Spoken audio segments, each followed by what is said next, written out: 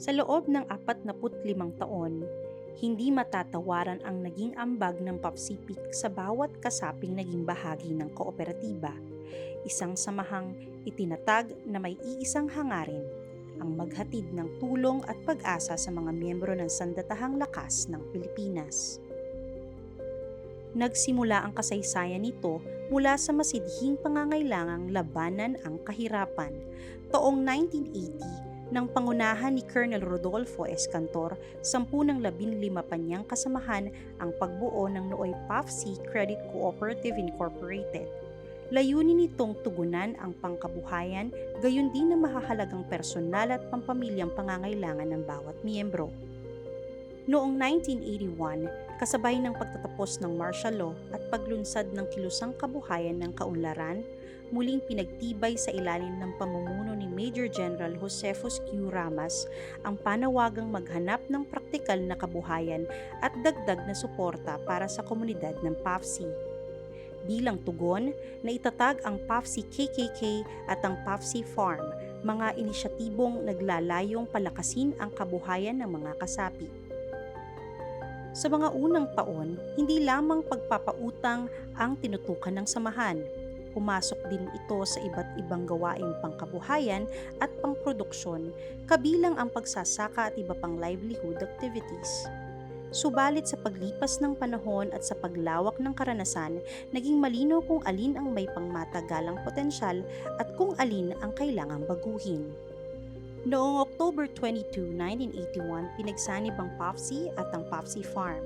Mula rito ay nahubog ang mas malinaw at mas malawak na direksyon ng samahan bilang Producers Integrated Cooperative na kalaunan ay kinilalang PAFCPIC.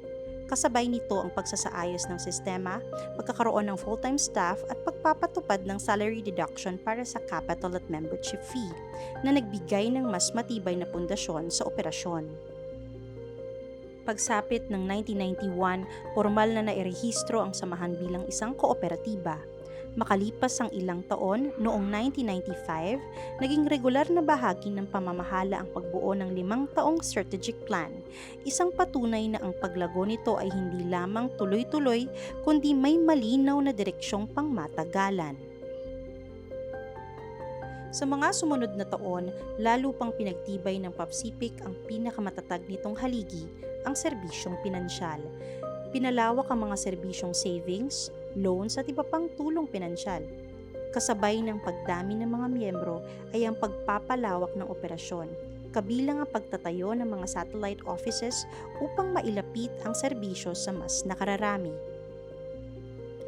Isang mahalagang yugto ang naabot noong 2002 nang maitayo ang sariling punong tanggapan sa Bayani Road, isang simbolo ng katatagan at patuloy na pag-unlad ng kooperatiba. Sa parehong taon, naitala rin ng unang bilyong halaga ng asset, isa sa pinakamalaking tagumpay sa kasaysayan ng organisasyon. Hindi rin maikakaila ang mga pagkilalang natanggap ng PAFCPIC mula sa iba't ibang institusyon tulad ng Land Bank, Department of Trade and Industry, ISO certification at Philippine Quality Challenge.